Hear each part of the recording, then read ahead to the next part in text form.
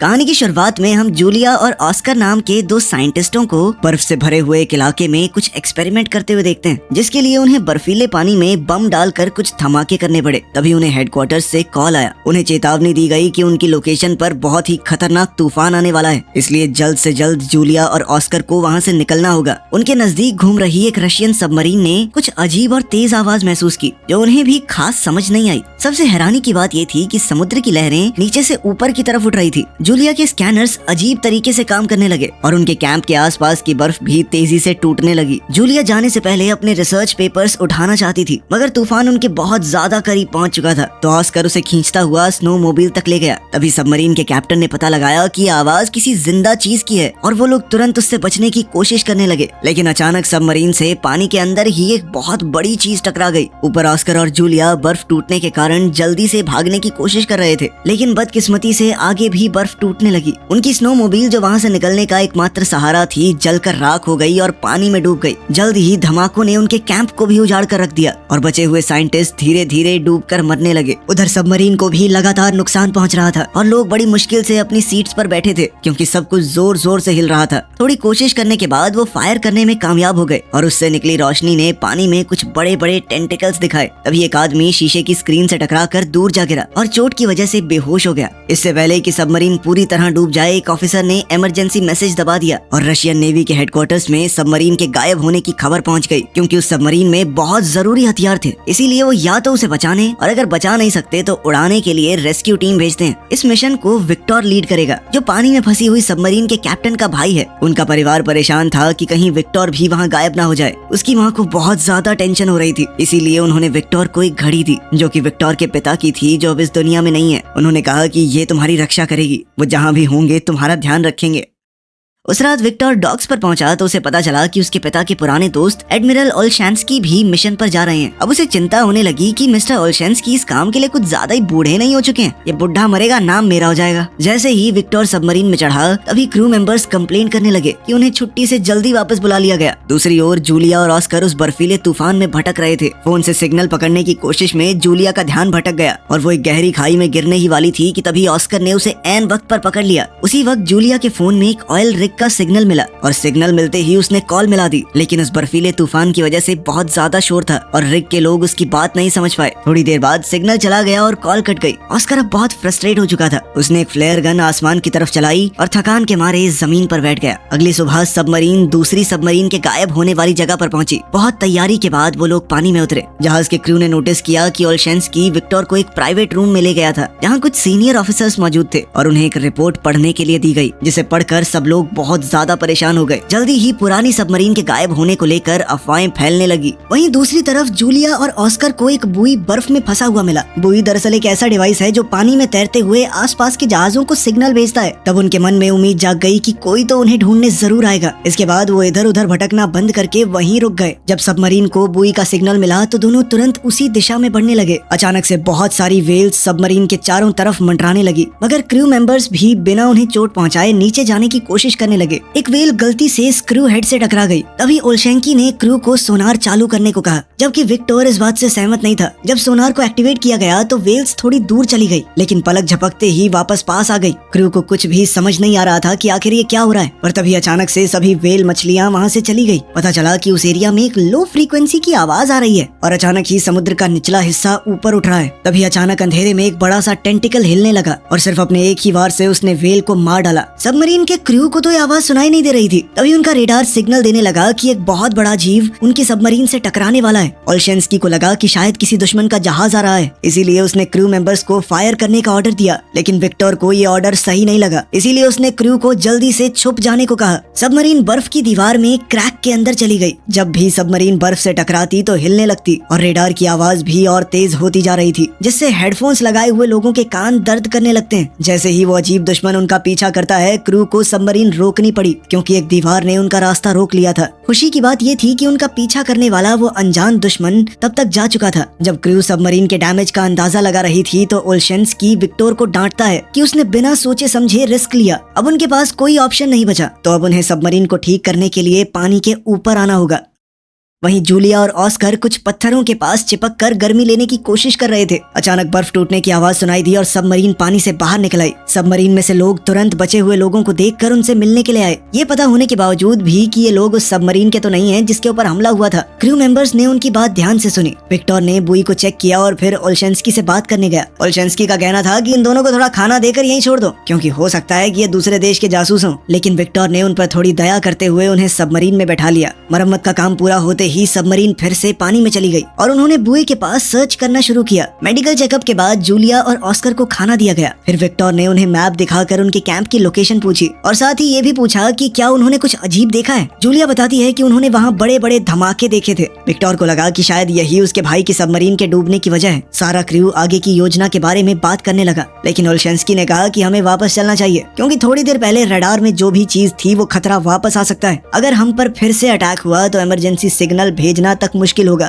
लेकिन विक्टर अपने भाई को ढूंढने के लिए बेचैन था और ऑर्डर देता है कि सबमरीन जूलिया के कैंप की तरफ ले चलो। ओल्शेंस्की ने विक्टर को दूर ले जाकर चेतावनी दी कि ये दूसरी बार है जब उसने गलत फैसला लिया है। अगर एक और बार ऐसा हुआ तो सब कुछ खत्म हो जाएगा। विक्टर ने अपने एक साथी को समझाया कि हमें जल्दी करनी होगी, क्योंकि अगर दूसरी सबमरीन में कोई जिंदा है तो उसके पास ऑक्सीजन कम ही बची होगी। तभी जूलिया को एक अजीब सी आवाज सुनाई दी। ऑस्कर कहता है कि ये सोनार की आवाज है जो दूसरी सबमरीन को ढूंढ रही है। खोज कुछ देर तक चलती रही, लेकिन फिर रेडार दिखाता है कि वो अजीब दुश्मन फिर से उनका पीछा कर रहा है। विक्टर ने क्रू से कहा कि पहले की तरह एक छुपने की जगह ढूंढो, लेकिन इस बार उनके आसपास कोई इस तरह की जगह नहीं थी। लेकिन वहीं पास में एक ऑयल रिग मौजूद थी, तो विक्टर ने सोचा कि वहाँ पर छुपने की जगह मिल सकती है। जब सबमरीन पानी की सतह पर आने के लिए तैयार हो रही थी, तब ऑयल रिग के सभी वर्कर्स समुद्र से उठ रहे बड़े बड़े टेंटिकल्स को देखकर हैरान रह गए। उन्होंने तुरंत अलार्म बजा दिया। टेंटिकल्स रिग पर अटैक करना शुरू कर देते हैं और सारी बिल्डिंग गिरने लगती है। कई जगह तो जबरदस्त धमाके भी होने लगे। बहुत से वर्कर्स ने घबराकर भागने की कोशिश की, लेकिन उनके पास कहीं जाने की जगह ही नहीं थी, क्योंकि पूरा का पूरा स्ट्रक्चर ही टूट रहा था। जैसे ही सबमरीन का कांटेक्ट रिग से टूटा तो विक्टर पेरिस्कोप की मदद से ये देखने की कोशिश करने लगा कि आखिर चल क्या रहा है। जब उसने बड़े बड़े टेंटिकल्स को रिग को तबाह करते हुए देखा तो वो डर गया। उसने ये दृश्य स्क्रीन पर भेजा ताकि पूरा क्रू ये देख सके कि वो किससे लड़ रहे हैं, उनका दुश्मन कितना बड़ा है। जब रिग पूरी तरह से खत्म हो गई तो वो अजीब मॉन्स्टर फिर से सबमरीन का पीछा करने लगा, जिसके बाद उन्हें सबमरीन को तुरंत मोड़ना पड़ा।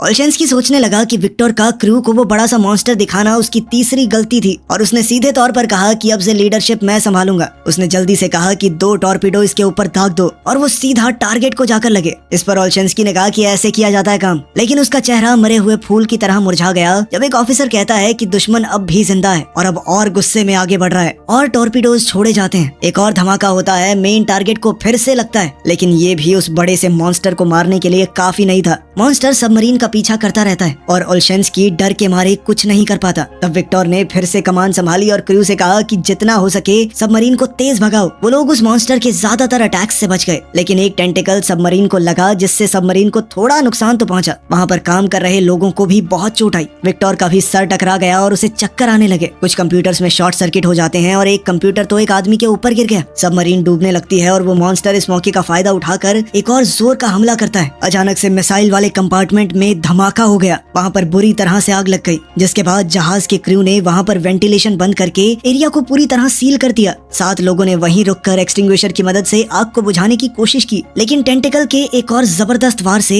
सबमरीन तेजी से नीचे गिरने लगती है। रेडार दिखाता है कि उस जानवर ने उन्हें चारों तरफ से घेर लिया है। जब क्रू ने ध्यान से देखा तो पता चला कि वो मॉन्स्टर एक क्रैकन है, आज के ऑक्टोपस का एक बहुत बड़ा रूप। क्रैकन के बारे में पुराने समय में बहुत सी कहानियां लिखी गई हैं। अब क्योंकि उनके पास एक आखिरी मिसाइल बची है तो उसे बहुत सोच समझ कर इस्तेमाल करना होगा। वो लोग आपस में डिस्कशन करने लगे कि आगे क्या करना चाहिए। विक्टर ने कहा कि सबमरीन को साइलेंट मोड पर ले जाओ, क्योंकि समुद्री जानवर आमतौर पर आवाजों से शिकार करते हैं। इसी वजह से टॉर्पीडो रूम में मौजूद वर्कर्स को आग बुझाने का काम रोकना पड़ता है, जिससे वहाँ पर कार्बन डाइऑक्साइड और कार्बन मोनोक्साइड के लेवल बढ़ने लगे। क्रैकन की आवाज कम्युनिकेशन ऑफिसर के कानों में बुरी तरह चुभ रही थी। टॉर्पीडो वाले कमरे में मौजूद लोग सोचने लगते हैं कि क्या हम ऐसे ही मर जाएंगे, लेकिन खुशकिस्मती से विक्टर का प्लान काम करने लगा और वो क्रैकन वहाँ से दूर चला गया। अब वो लोग दोबारा से अपने काम पर लग सकते हैं, लेकिन तब तक आग इतनी ज्यादा फैल चुकी थी कि थोड़े से एक्सटिंग्विशर से बुझाना पॉसिबल ही नहीं था। कुछ लोग आग से जलने लगे और तभी विक्टर ने सबको कहा कि कंपार्टमेंट खाली कर दो, जो चीज जल रही है जलने दो, बस अपनी जान बचाओ। कुछ ऑफिसर जब फायर एरिया से बाहर निकल रहे थे तो वो बुरी तरह से घायल हो गए, लेकिन बाकी के क्रू ने उन्हें दरवाजे के पार ले आने में उनकी मदद की। आखिरी सेकंड में दरवाजा बंद कर दिया गया ताकि आग बाकी हिस्सों तक न पहुंच सके। टॉर्पीडो कंपार्टमेंट का प्रेशर कंट्रोल करके आखिरकार आग बुझा दी जाती है। ये वहाँ पर लोगों के होते हुए नहीं किया जा सकता था। इसके बाद जो लोग अभी भी ठीक थे उन्हें रिपेयर का काम दे दिया गया और जो लोग घायल थे उन्हें इन्फर्मरी या उनके कमरों में भेज दिया गया। ऑस्कर और जूलिया ने उनकी चोटों का इलाज करने में मदद की, जिससे क्रू उन पर भरोसा करने लगा। बाद में विक्टर क्रू से उनके विचार पूछता है कि अब क्या करना चाहिए। सभी कहते हैं कि हमें वापस जाना चाहिए क्योंकि हमें दूसरी सबमरीन की लोकेशन का कुछ नहीं पता और क्रैकन से बचने के लिए कोई सुरक्षा नहीं है हमारे पास। ओलशेंस्की ने विक्टर को याद दिलाया कि तुम्हारे पिता एक हीरो थे जो एक सबमरीन इंसिडेंट में लोगों को बचाते हुए शहीद हुए थे। काफी सोचने के बाद अब विक्टर भी मान गया कि वापस चलने में ही भलाई है। जब सबमरीन घर लौटने लगी, विक्टर अपने पिता की लिखी हुई आखिरी चिट्ठी पढ़ता है। तभी जूलिया उसके कमरे में आई और देखती है कि वहाँ पर कुछ पक्षी थे। विक्टर ने बताया कि उन्हें ऑक्सीजन लेवल चेक करने के लिए रखा गया है। जूलिया ने उससे एक मैप मांगा और सभी लोकेशंस दिखाई जहां पर उन्होंने क्रैकन को देखा है और अपने कैंप की भी लोकेशन बताई। वो कहती है कि पुरानी कहानियों के हिसाब से इस जानवर ने पहले भी कई जहाजों पर हमला किया है, लेकिन फिर अचानक ही वो गायब हो गया। इसीलिए कई साइंटिस्ट मानते थे कि क्रैकन किसी गहरी नींद में चला गया है। जूलिया ने बताया कि हमने जिन धमाकों का इस्तेमाल किया था शायद वो क्रैकन के छुपे हुए घर पर लगा दिए, इसी वजह से शायद वो जाग गया है। अगर सबको जिंदा रहना है तो उन्हें सोनार बंद करना होगा, वरना वो उनके पीछे दोबारा आ जाएगा। क्योंकि जूलिया क्रैकन के बारे में इतने अच्छे से जानती है तो विक्टर ने उससे पूछा कि तुम्हें कोई आइडिया है मेरे भाई की सबमरीन कहाँ हो सकती है। जूलिया ने समझाया कि ऑक्टोपस अपने शिकार को खींचकर अपने घर में ले जाते हैं और वो जगह उनके कैंप के आसपास ही होनी चाहिए। तभी उनकी बातचीत एक ऑफिसर के आने से रुक गई। ऑफिसर ने कहा कि हमें एक क्लू मिला है। वो साइलेंट मोड के समय की रिकॉर्डिंग सुनाता है जिसमें सबको सुनाई देता है कि कोई किसी मेटल पर बार बार ठक ठक कर रहा है। वो सिग्नल को ट्रैक करते हैं और ये कंफर्म होता है कि ये जूलिया के कैंप के पास से आ रहा है। इसका मतलब साफ था कि दूसरी सबमरीन में अभी भी कुछ लोग जिंदा हैं। विक्टर ने सबको बुलाया और कहा कि देखो, हमारे फौजी उस सबमरीन में बंद हैं, जिंदगी और मौत के बीच जूझ रहे हैं वो। अगर उन्हें हम नहीं बचाएंगे तो कौन बचाएगा? ये मत सोचना कि मैं सिर्फ अपने भाई के लिए वहाँ जाना चाहता हूँ। अगर तुम में से कोई भी वहाँ होता तो मैं एक आदमी के लिए भी यही करता। जिसके बाद उसने अपने साथियों को सीधे ऑर्डर दिया कि सबमरीन को जूलिया के कैंप की तरफ ले चलो। अचानक मशीन और दीवारों में से नट बोल्ट्स निकलने लगे, ग्लास और लाइट्स टूट गई। इसका मतलब था कि सबमरीन ज्यादा गहरे पानी में चली गई है, जिस वजह से वो लोग सबमरीन को थोड़ा ऊपर लेकर गए। तब एक ऑफिसर ने नोटिस किया कि हम तो कुछ अलग ही जगह पर आ चुके हैं। विक्टर ने कहा कि हमें एक मिनी सबमरीन भेजनी चाहिए इस जगह को अच्छे से देखने के लिए, क्योंकि मिनी सबमरीन का पायलट पिछले अटैक में इंजर्ड हो गया था। तो विक्टर ने कहा कि मैं खुद जाऊंगा और तब तक ओलशेंस्की कमांड में रहेंगे। मिनी सबमरीन विक्टर और 2 ऑफिसर्स के साथ निकलती है। जैसे जैसे वो गहरे पानी में जा रहे थे, प्रेशर की वजह से उन्हें सबमरीन के मेटल से आवाजें सुनाई देने लगी, क्योंकि इतनी गहराई में वो पहली बार जा रहे थे। प्रेशर जल्दी ही उस सबमरीन के ऊपर असर डालने लगा, इसीलिए अगर उन्हें जल्दी जल्दी कुछ नहीं मिलता तो उन्हें वापस जाना पड़ेगा। तभी उन्हें कहीं से आवाज सुनाई दी। जब वो उस दिशा में गए तो पता चला कि वहाँ हजारों डूबे हुए जहाज थे। इसका मतलब है कि जूलिया की थ्योरी और कहानियां एकदम सच हैं। आखिरकार उन्हें दूसरी सबमरीन मिल गई और वो उसके डैमेज को चेक करते हैं। खुशी की बात ये थी कि उसका आगे का हिस्सा अभी भी ठीक है। इसका मतलब है कि कुछ लोग वहाँ छुपे हो सकते हैं। उन्होंने इस मिनी सबमरीन को पुरानी सबमरीन से जोड़ने की कोशिश की, लेकिन इतने प्रेशर में ये कर पाना बहुत मुश्किल था। आखिरकार काफी कोशिशों के बाद उन्होंने कनेक्शन बना ही लिया। विक्टर ने डाइविंग सूट पहना और कनेक्शन की मदद से दूसरी सबमरीन में चला गया। हैच खोलने से पहले उसने नॉक किया और अंदर जाकर वो बहुत खुश हुआ क्योंकि क्रू अभी भी जिंदा था, उसका भाई अलेक्जेंडर भी। उन्होंने एक खबर मेन सबमरीन को भेजी और वहाँ पर सभी लोग खुशी से जश्न मनाने लगे। अलेक्जेंडर समझ रहा था कि उन्होंने सबमरीन को साइलेंट मोड पर रखा होगा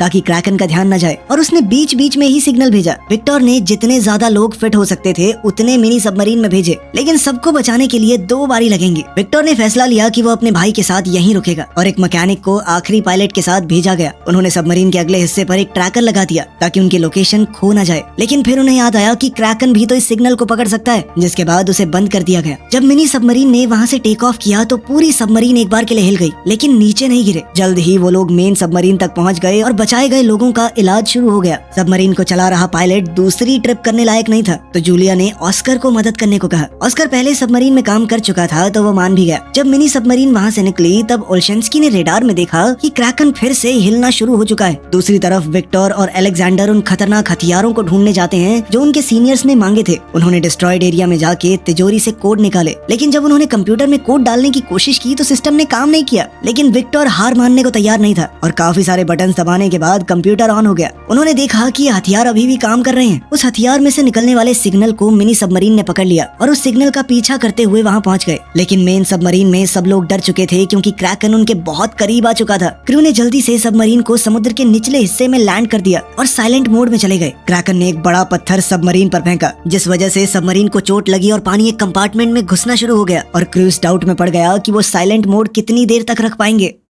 जल्द ही मिनी सबमरीन विक्टर की लोकेशन तक पहुंच गई और जब डॉकिंग हो रही थी तब गलती से ट्रैकर ऑन हो गया। क्रैकन मेन सबमरीन पर अटैक करने ही वाला था, लेकिन ट्रैकर का सिग्नल पाते ही वो अपनी गुफा की तरफ बढ़ा। ओल्शेंस्की ने क्रू को ऑर्डर दिया कि जल्दी से इस मौके का फायदा उठाकर ऊपर चलो। इसी दौरान विक्टर पाइप के थ्रू हथियारों वाले कमरे तक पहुंचने की कोशिश कर रहा था, जो क्रैकन के हमले की वजह से ब्लॉक हो गया था। अलेक्जेंडर ने मिनी सबमरीन के डॉक की आवाज सुनी और अपने क्रू को जाने के लिए कहा, जबकि वो अपने भाई का इंतजार करने लगा। आखिरकार विक्टर हथियारों वाले कमरे में पहुंच गया और उसने मिसाइलों के अंदर कोड डालना शुरू कर दिया, जबकि अलेक्जेंडर कंप्यूटर में कोड डाल रहा था। हथियार लोड होने में थोड़ा टाइम लग रहा था। इसी बीच क्रैकन ने उन्हें ढूंढ लिया। सभी लोग उसके हमले के लिए मानसिक तौर पर तैयार थे। जब उसके टेंटिकल्स सबमरीन के चारों तरफ घूम रहे थे, दोनों भाई आपस में बात करते हैं और अपनी पुरानी लड़ाइयों के लिए एक दूसरे से माफी मांगते हैं। क्रैकन ने एक झटके में सबमरीन का आधा हिस्सा तोड़ दिया, लेकिन वो हिस्सा तो पहले ही खाली था। क्रैकन अब दोबारा अटैक करने ही वाला था। दोनों भाइयों ने एक साथ बटन दबा दिया ताकि हथियार फायर हो सके। अब पानी सबमरीन में घुसने लगा तो विक्टर जल्दी से पाइप के थ्रू वापस अलेक्जेंडर के पास गया। वो हथियार जल्द ही खुद ब खुद फटने वाले थे, तो दोनों भाई तेजी से निकलने की कोशिश करते हैं। सबमरीन अब डूब रही थी और जोरदार लहरों की वजह से कॉरिडोर में पानी आ रहा था, जिस वजह से दोनों भाई अलग हो गए। विक्टर ने अलेक्जेंडर को ढूंढते हुए उसका हाथ पानी से बाहर निकलते हुए देखा। विक्टर ने तुरंत उसका हाथ पकड़ा और अपने पास खींचने लगा, जब तक अलेक्जेंडर सही सलामत उसके पास नहीं आ गया। दोनों भाई सीढ़ियां चढ़कर मिनी सबमरीन में घुस गए और दरवाजा बंद कर लिया ताकि पानी अंदर न आ सके। अब सिर्फ 2 मिनट बचे हैं धमाके के लिए, लेकिन मिनी सबमरीन लॉन्च नहीं कर पा रही थी। जब वो लोग मेन सबमरीन के साथ